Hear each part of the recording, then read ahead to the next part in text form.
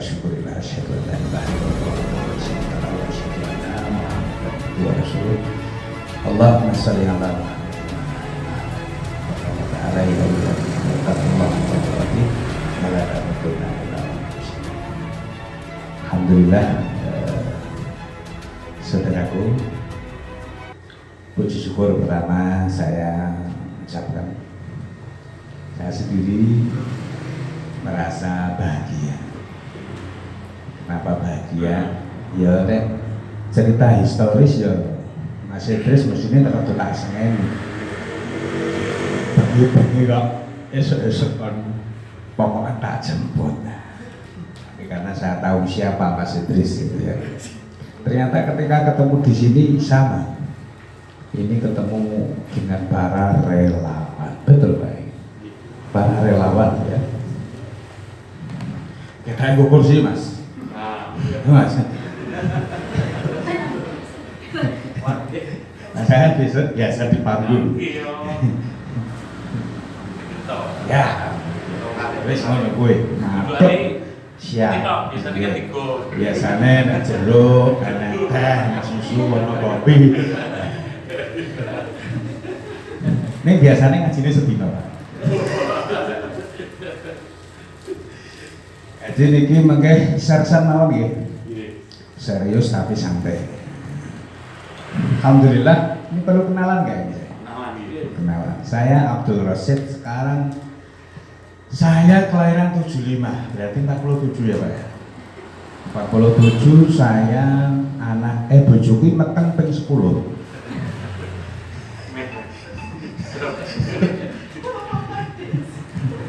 Jadi anak saya paling gede sudah kuliah, yang paling kecil setahun.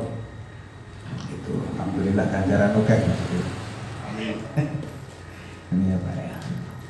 Saya kenal dunia rupiah, mulai rupiah seseorang itu sejak tahun 95. Tahun 95 rupiah. Gara-garanya cuma sepele. Kita pas ngaji bareng, tiba-tiba tetangga kesurupan. Kesurupan itu kita ya bingung, mau diapakan? Pokoknya digawanya gue mau ngaji. Untuk apa mindset masyarakat ini, nek kalau bandemit digawa gue wong ngaji. Gue sih kayaknya ngaji sama Rasid. Ketemu saya, ya bingung. Ya dibacakan Al-Fatihah lah. Tak bacakan Al-Fatihah lu kok mari? Bacakan Al-Fatihah. Al-Fatihah apa kabeh Bu? Hafal. Baca ke Al-Baqarah ayat 1 sampai 5. Apa kabeh Pak Bu? Hafal nggih. Baca ke Al-Baqarah ayat kursi. Apa? Baca ke Al-Baqarah 3 ayat terakhir. Apa? Berarti sampai wis iso pulang. Modalnya wis ana, Pak. Wis hafal kabeh kok. Tahun 95 mulai rupiah. Lalu di tahun 99 mulai kenal bekam. Lalu di tahun 2003, 2004 kenal akupuntur. Lalu tahun 2005, 2006 biasa ngobatin orang gila. Bahkan ini saya baru plan buat pondok stres. Nah, teman-teman ke pondok tahlil di tempat saya pondok gila. Pagi ini saya ketemu orang-orang gila. Punya persoalan banyak di rumahnya, tapi tetap ngurus rumahnya. Dan orang gila itu indeks sakit sudah tidak ada. Betul gak? Betul. Saya ketemu Mas Usaimin ketika saya dakwah mu'alaf, tapi mu'alaf ya yang saya dakwahi mu'alaf Buddha. Bagi teman-teman yang pengen ikut, besok Rabu saya mensyahadatkan orang Buddha yang ada di Menoreh. Besok Rabu itu Pak. Jadi saya masih sering sejak tahun 2015 awal itu naik turun ke Menoreh. Ya ini ada panggilan Tat, ini ada yang pengen disyahadatkan, kapan bisa? Insya Allah Rabu. Dia dulu ada sejarah dulu pernah jatuh dari pohon cengkeh, ambles dulunya, harusnya dioperasi, akhirnya manggil kita. Kebetulan saya ahli pakar tulang belakang, tak betulin alhamdulillah, dan waktu itu saya doain, kowe wong kafir kok miskin, nek miskin nek kafir sugih rada kuruk, boleh-boleh nyandonya wis kafir miskin sih tak ono gitu. Lanjut piye? Mlebu Islam. Saya ucapkan itu di tahun 2017, masuk Islam lagi saiki. Akhirnya dia ingat kata-kata saya, besok saya mintanya ada orang. Jadi sama, saya juga menggila. Maksudnya apa? Saya pakai menoreh pakai mobil saya sendiri, beli bensin dengan uang sendiri, dan di sana pun pokoknya ya ketemunya orang-orang susah. Jadi menggila. Nah, Pak Dokter punya rumah sakit ya Pak ya, klinik. Saya di rumah juga punya klinik. Klinik saya Cakruk Tetulung Caping Gunung. Nah, jenengan map, buka map Google, Cakruk Tetulung Caping Gunung Klaten, itu tempat saya. Rumah saya kecamatannya Tulung, kelurahan barat saya Tulung. Di situ juga ada kampung Tulung. Tadinya Tulung. Dan sukanya tertulung. Saya membahasakan dalam dakwah saya, saya suka tertulung. Ya, ketemu orang susah ya seneng. Ketemu orang duit kayak on, ketemu orang tiba tulung ono, ketemu orang lorok tambah ono, ketemu orang di bojo. Iya Pak.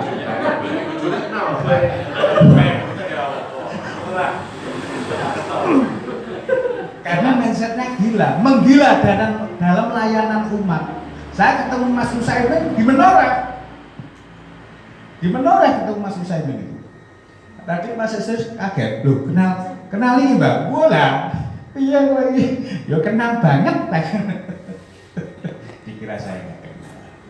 Saya sering lewat sini Pak, saya karena dulu di era tahun 2014 sampai 2017. Saya sebulan sekali ke Temanggung, lewat sini ngadakan baksos di sana. Itu Temanggung. Siapa nih? Kenal deh. Wes ya? Anak wes. Kalian wes. Bon. Saat ini materi. Mau apa mau? Materi ini apa mas? Sedih apa? Dewi apa? Sate ya Bu ya, pokoknya sate mawon. Oke. Saya biasa sejak tahun 2013 saya sering ngisi di booking di pondok-pondok pesantren, diantaranya pondok pesantren Darus Saadah. Saya setiap dulu seminggu sekali ngisi di ekstrakurikuler bagian Tibur Nabawi di sana. Dan sejak tahun 2018 sekarang yang rutin seminggu sekali nggak bisa karena pergi terus. Akhirnya cuman ketika ada santri baru masuk dan santri mau pulang mulai itu saya biasa untuk daurahnya ngisinya sehari Pak. Daurahnya sehari full dari jam 7:30 sampai jam 5. Nah ini materi dasar pembentengan diri. Judulnya pembentengan diri. Jadi Pak Bu, dalam sejarah disebutkan Umar Ibnul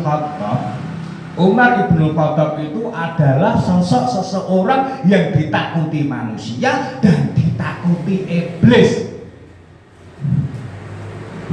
Kalau setan takut kira-kira berani nggak ganggu? Halo? Gak akan berani. Wani orang kok ganggu hidup dia. Rana cerita lah. Umar Ibnul Khattab tanpa ruqyah sudah ditakuti jin. Berarti benteng awal apa? Jadilah orang pemberani. dan pintu masuknya jin. Jadi begini, jin itu gelombang manusia sama gelombang jin itu besar mana? Malah aku sing teko iki. Kertas boten Pak, kertas boten Bu. Gede ndi? Gelombangnya besar jin. Ibaratnya gelombang manusia itu sak jendela, gelombang jin sak rolling door. Lah saiki sing gedene kaya ngono kok iso mlebu jendela iki carane. Artinya sesuatu yang besar nggak mungkin bisa masuk ke lubang yang lebih kecil. Akhirnya apa? Akhirnya setan itu punya produk. Jin itu punya produk. Ya, produknya apa? Membisikkan ketakutan, membisikkan was-was, membisikkan kekhawatiran. Gitu? Surat Anas jelas ya? Memberikan was-was, waswisufi sudurinas ya, memberikan was-was dalam dada manusia, memberikan kepanikan, memberikan kebingungan. Nah, maka ketika manusia dibisikin kekhawatiran, kebingungan, maka gelombang manusia akan membuka. Ketika gelombang manusia membuka, maka jin bisa masuk. Itu logika jin masuk pada diri manusia. Maka oleh Allah Subhanahu wa taala punya produk. Waline Gusti Allah kuwi cirine la takhaf wa la tahzan. Aja gampang wedi lan aja gampang sedih. Nah, sekarang tak tanya Bapak Ibu, pengen jadi customernya setan atau customernya Allah? Di dalam perjalanan saya merukyah di mana ya? Di Indonesia, karena seluruh Indonesia sudah kutapaki kakiku ke pulau-pulau itu. Sikile wong desa tekan pulau-pulau seluruh Indonesia, bahkan sampai luar negeri. Gitu. Insyaallah. Kebanyakan orang-orang yang kesurupan itu laki-laki atau perempuan? Karena perempuan lebih kecenderungan menjadi customernya setan. Gampang bingung, gampang panik, gampang khawatir, gampang ngamuk. Nek ngamuk ora leren-leren, ora lali-lali ngono lho. Kelingan ae ngono. Lu wedok apa mana? Oh.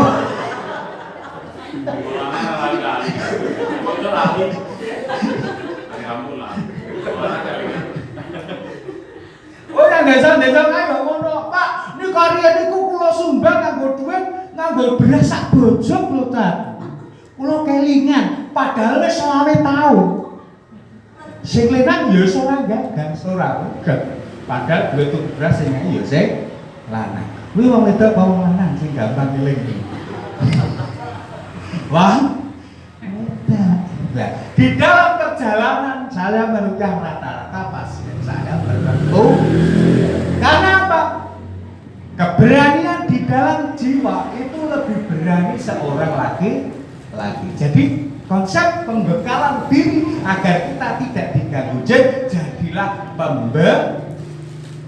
jadi modal awal pemberat. Umar bin Khattab tanpa rukyah ditakuti setan. Saya punya klinik, yang datang ke klinik saya semua returan dokter.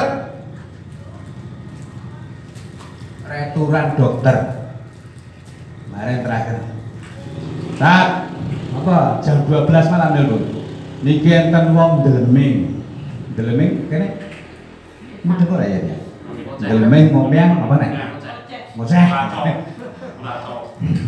Deleming telung dina niki cah nom-nom wis ora iso turu, wis do kesel kabeh. Kula suwun jenengan ngrubyah.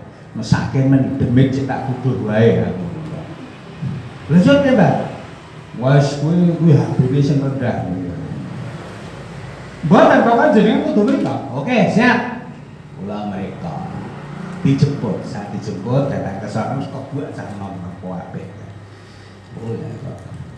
Wong deleming kaya tak deloki narasine kok padha-padha wae. Iki deleming halusinasi iki lho.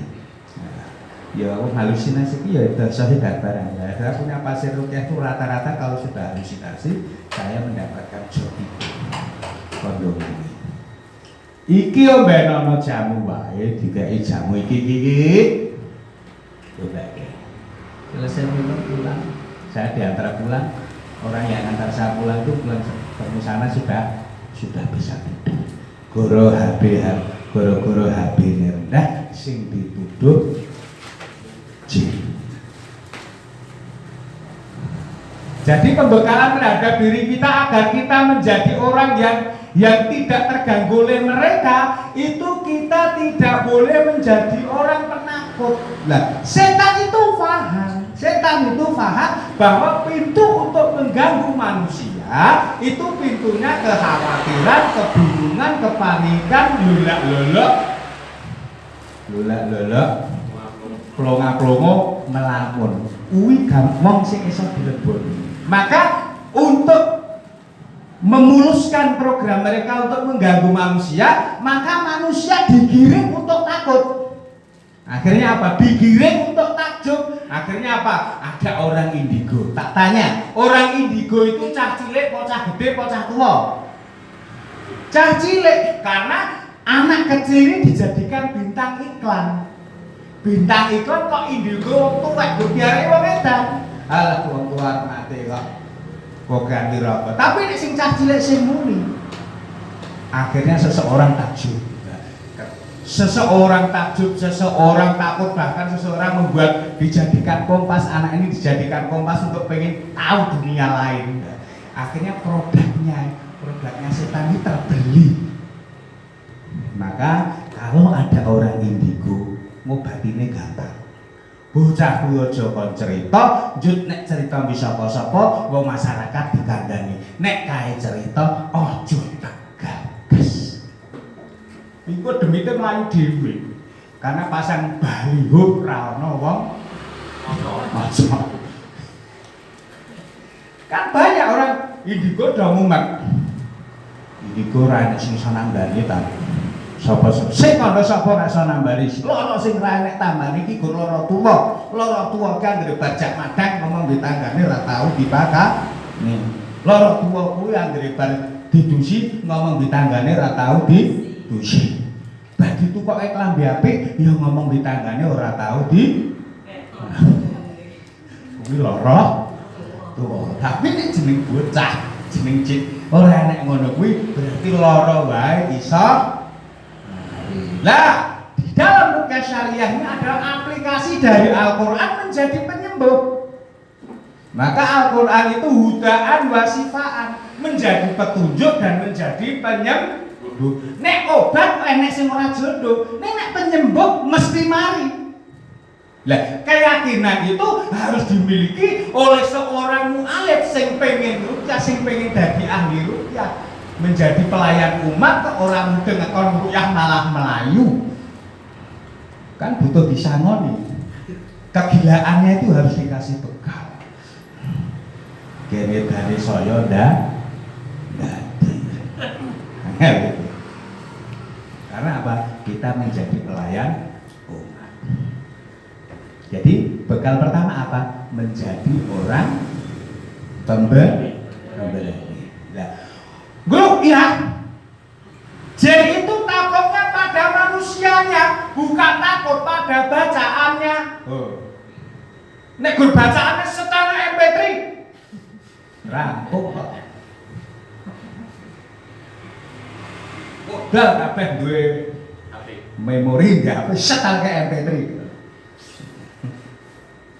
Tapi jin itu takutnya pada manusianya, manusia yang bertauhid, yang hanya takut kepada Allah. Karena Umar bin Khattab itu ditakuti oleh makhluk seluruh bumi dan manusia dan jin. Karena Umar bin Khattab itu punya resep yang hanya takut kepada Allah Subhanahu wa Ta'ala. Ora wedi sapa-sapa sing diwedeni Gusti Allah. Wes wae wis dudeng ngono kuwi.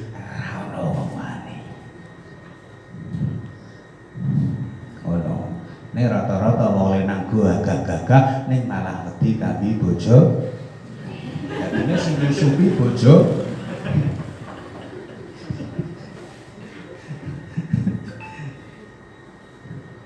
Halo, lanjut. Engko mbek nyelthuk tekok ora apa-apa. Tekoke ngono wae, dadi bisa sahur manuk jebule. Ya, biar rileks. Pembentengan terhadap diri, keluarga dan rumah. Keluarga dan rumah. Urusan rumah kuwi gampang. Rasulullah sabdane wis jelas. Jadikan rumahmu itu tempat ibadah, jangan kau jadikan kuburan. Rasulullah juga mengatakan bahwa ketika rumah dibacakan suratul Baqarah, maka setan dan jin akan lari darinya. Wis paten. Padahal maca Quran ya bisa, berarti tinggal merutinkan bagaimana rumah setiap hari dibacakan surat Al-Baqarah walaupun berapa ayat. Entah sore, entah pagi, entah malam. Boleh di kamar tidur, boleh di depan rumah, boleh di kamar tamu, yang penting tidak di kamar mandi. Halo? Kok meneh wis apal kok saya kursi. Dibalerke. Nah, ruqyah itu menjadi media penyembuh dalam segala penyakit dikarenakan yang ruqyah itu sing maca banter. Jadi seorang mu'alif nek maca sing jelas to sing banter, seorang mu'alif kok ruqyah ora jelas sing diwaca. Karena ciri ruqyah syariah itu yang dibaca jelas, Al-Qur'an dibaca dengan jelas. Begitu. Baca ruqyah. Baca ruqyah kok genang-geneng ora tembus. Karena apa? Suara yang keras itu yang akan mempengaruhi, yang akan berfrekuensi menyeimbangkan gelombang otak. Orang yang sakit itu karena gelombang otaknya kacau, maka dengan dibacakan Al-Qur'an maka dia mampu menjadi bius, maka akan mampu menyembuhkan bagi di mana yang sakit dan akan memperbaiki dan menambah jumlah oksigen di dalam darah sehingga mampu menjadi kesembuhan. Logika medisnya semacam itu. Jadi nek boleh dibaca. Lah pripun nek maca Al-Fatihah kok etok, maca ping 10 etok, ping 11 ya etok, ping 20 ya etok, ping 1000 ya etok. Karena saya tuh sering baca kamu pertama cak kamu Fatihah kok Pak. Basar kesel, wong loro. Kadang enek wong loro itu tak tinggal ngene iki, tak pentel lagi tak wong sing kesurupan jenenge. Kowe pilih mati apa lunga. Kota ngono ke kuwi. Ngono kuwi nek jine melayu wisan demite. Kemarin belum lama ini saya tuh kalau di rumah itu punya kajian saya kajian untuk para mantan preman. Kajian untuk para mantan setiap Jumat Pak. Jumat pagi itu subuh, setelah subuh lalu ngaji sampai jam 6 waktu suruh, habis itu ngopi goes. Ya, itu setiap Jumat di rumah saya. Nah, saya punya murid ini preman, dia hutan Pak. Dia datang ke tempat temannya. Ketika sampai tempat temannya itu dengar tetangganya menjerit-jerit. Tetangganya jerit, itu melayu nih bocahku kuwi. Pas dia bertamu, "Tulung Mas, ini kau antarno kesurupan. Tulung mang dongan." Lah kula mboten saged ndupae. Lah niki dek wingi bengi pun ditekake dukun 5. Ditekake dukun 5 mboten mantung. Terus saya diparani. Dia datang ya ngopo ya ora mudeng ora iso ya. Tapi dia sering ikut saya ya. Ketika dia kesurupan itu melotot, "Kamu siapa?" Kono ya bingung. Sing jawab spontan, "Aku Budi, murid Ustaz Abdul Rasyid." Arep apa kowe? Melayu demite. Dengar itu jin pergi, lari. Itu betul-betul terjadi. Nyata. Karena apa? Power keberanian itu yang memberikan, yang menjadikan kita kebal terhadap sebuah gangguan. Nah, keberanian ini harus kita sematkan, harus kita informasikan kepada keluarga kita agar menjadi manusia pemberani. Kok omah piye aman anggere enek wong kendel.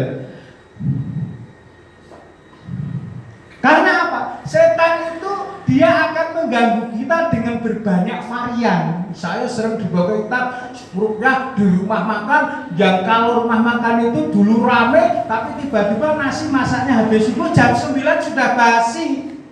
Jam 9 sudah, saya sampai beli rice cooker 5 Ustaz, yang besar-besar, yang mahal.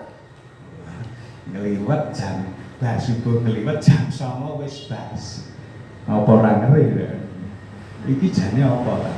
Tak tekai. Awalnya apa? Awalnya saya ketika buka pintu warung itu enek beras kuning, enek beras abang, enek beras hijau, leh enek kembang-kembangnya. Oh ngono. Jut atimu piye pas kowe disebari ngono kuwi?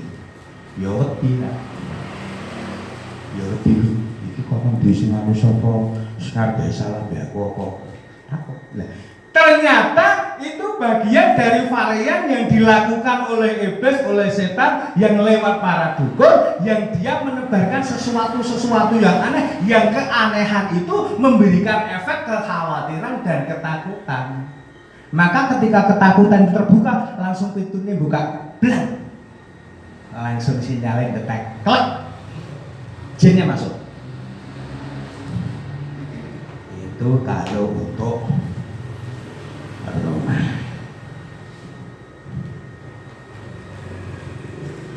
Jadi apa? Kalau Allah Subhanahu wa taala menyuruh kita untuk tidak takut dan tidak boleh bersedih hati, itu betul-betul menjadi bekal yang besar untuk kita. Yang ditakuti hanyalah Allah. Takut bermaksiat kepada Allah. Ada ruang waktu-waktu yang kosong kok tidak beribadah kepada Allah dengan sunnah dan wajib, itu pelanggaran. Karena nanti kita akan dikasih kekacauan waktu.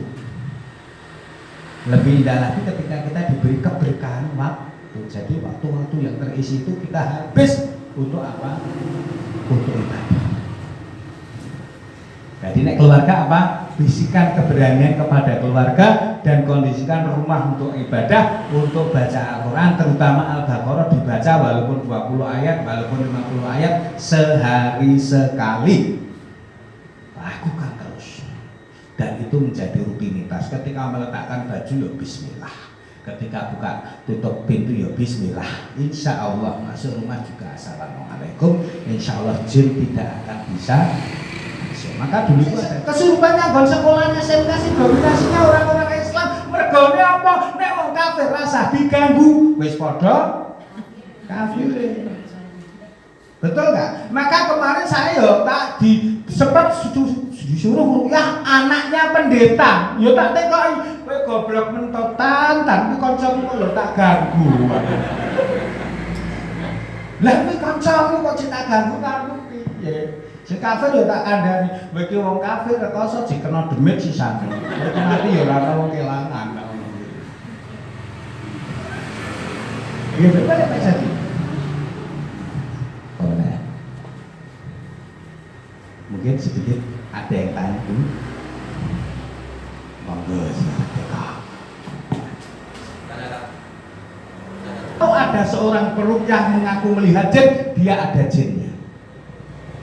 Saya menjadi perukyah sejak tahun 95, tidak pernah ketemu jin dan tidak pernah berharap ketemu dengan mereka. Penampakan pun saya tidak pernah melihat. Ya, gitu ya. Jadi ketika ada orang ngerti enak jenis, dia melihat jin, berarti otaknya di sektor penglihatannya sudah diduduki oleh jin. Gitu ya. Kok Aisyah adalah jin gitu. Karena apa? Jin yang melakukan penampakan itu jin-jin yang jari halangan. Rata-rata orang yang melihat semacam itu, dia baru melamun, lagi halusinasi, lagi ngeleh.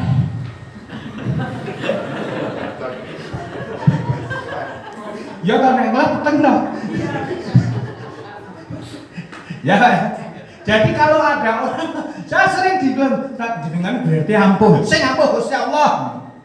Lho kok iso dawuh dilih jenengan. Lah mungkin tak elinge yang taufik kan rampung. Karena karakter begini ya. Karakter dosa itu dilakukan oleh manusia atau jin itu membuat hati tidak tentram. Lah, maka orang kafir, jin kafir untuk menstimuluskan program kekafirannya, dia kalau ketemu orang-orang yang tahu kezaliman mereka berupaya untuk menghancurkan gendong mati kabeh sing elek, sing urip ben wong elek-elek kabeh. Begitu loh. Ya. Jadi kalau saya ditanya pernah nggak melihat jin? Tidak. Dan saya tidak pernah berharap ketemu dengan mereka. Bahkan dalam rukyah saya satu gini. Nek enek wong kesurupan kejaga sih. Lah jin aku alangan ketemu kowe lewat wonge.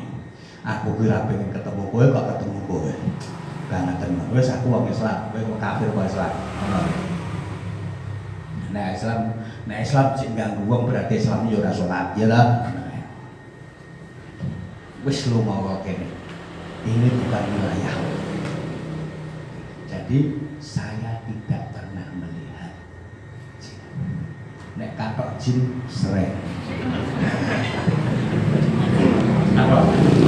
Ini katakan tidak pernah melihat jin, ya. Kemudian juga pada satu sisi tadi kan begitu Melayu. Nah itu dari mana indikasi tahu tanda-tanda Melayu kan nggak melihat? Kayaknya dia bunyi atau apa balik meneng kan begitu. Ya. Nah, jadi begini, di dalam proses rukyah saya mendapati orang kesurupan.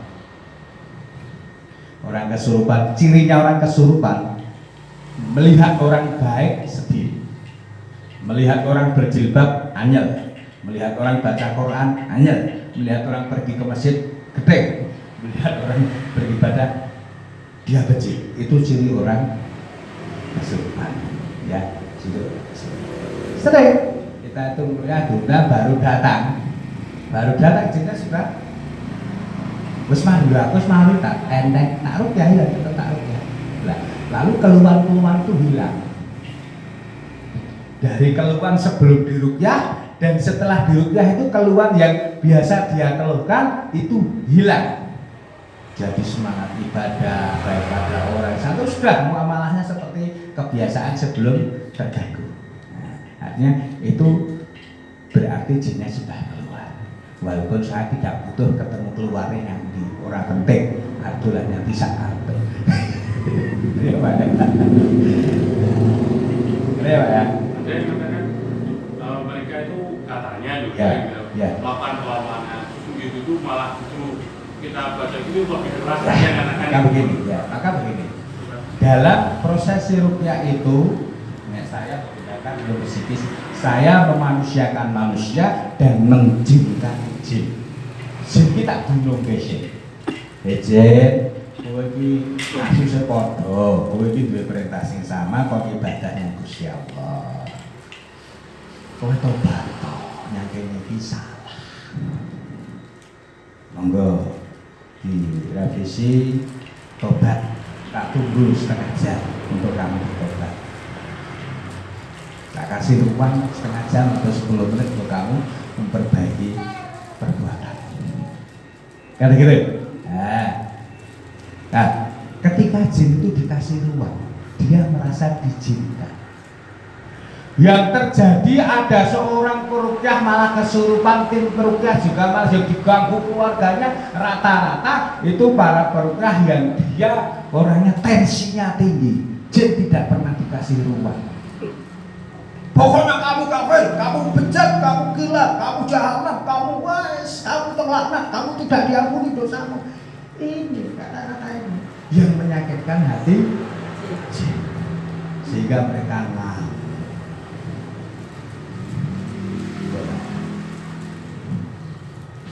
Terakhir, satu lagi pertanyaan terus jadi, ya kita kan belum tahu kan, kok bisa ngomong-ngomong saya kamu dulu 10 menit ya nanti tobat ya. Terus itu bagaimana kita bisa? Saya tidak butuh jawaban. Saya cuma ini versi dakwah saya. Aku ngomong edan karena butuh jawaban. Ngomong demen karena butuh jawaban. Butuh dia tahu dakwah saya. Saya dakwah lintas manusia dan lintas jin. Nek gelem tak apa? Aku nggak butuh, aku nggak butuh jawaban itu. Butuh lunga. Bocah ki waras meneh, gitu Pak. Karena bukan wilayah saya butuh jawaban itu. Karena nek kono yo aku tak tobat. Nggak butuh jawabannya Pak ya. Aku berarti kok gede ki ya ora butuh dijawab. Dulu di 2006 itu saya ketemu orang yang bangun rumah waktu itu sudah habis 1,5 M, waktu itu beli CRV anyar-anyarin ya. CRV anyar-anyarin rumah tingkat, habis bangun seminggu jadi gertak. Suami mati di depan matanya, anak mati, rumah hancur, hutangnya numpuk, akhirnya tak dapati wanita lola. Dia cuma gini dong, ada orang seperti gak ada orang. Wes saya ngomong apa orang digagas. Padahal saya harus datang, harus memberikan konseling pada dia. Akhirnya saya cuma ngomong di samping, tak jawab kan, tapi akan terespon di otak. Karena memori kita itu lebih peka pendengaran daripada penglihatan. Mulai bayi lu rasa jawab baik dia ngomong buat pengirusan nyawa, dia ngomong yo dengan kata itu ya Pak ya. Susu ya Pak. Jadi ketika saya menginterogasi bisa tak bisa. Ya. Oke, lanjut. Apa nih? Itu loh Pak lagi. Untuk menetralisir rumah angker. Rumah angker kuwi dadi angker kuwi mergo ora dipun ibadah. Oh jane ya di wong ngaji terus ning kok ya jek angker ya. Coba lihat kualitas ibadah. Dan pernahkah engkau berkata dengan mereka-mereka? Anjir tahu Pak ngomong di wong kono. Nah, saya sering ngomong sama mereka, walaupun tidak tahu, toh ya ngomong dewe, ya kaya mereka benar. Saya minta saat ini rumahnya angker, orang yang datang ke sini ya kalau mau merekayasa rukyah, begitu dia dukun datang ke sini, pulang dari sini dia lumpuh, pulang dari sini dia mati. Nah, macam itu banyak.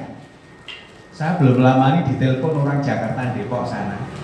Dulu sekitar setahun yang lalu ketemu saya di Wonosobo, di hotel Wonosobo itu dia jadi pasien saya, tak terapi, dia minta didoain kan, tak udah habis tak udah nggak ketemu. Tiba-tiba setengah batal itu kejadian sudah 2 tahun yang lalu. Kemarin 6 bulan yang lalu dia telepon. Assalamualaikum. Ustaz Rosyid ya? Iya. Ustaz Rosyid masih hidup ya? Belum. Karena piye aku? Karena biasa ya pembatik saya itu pulang dari temu saya pulang mati lah.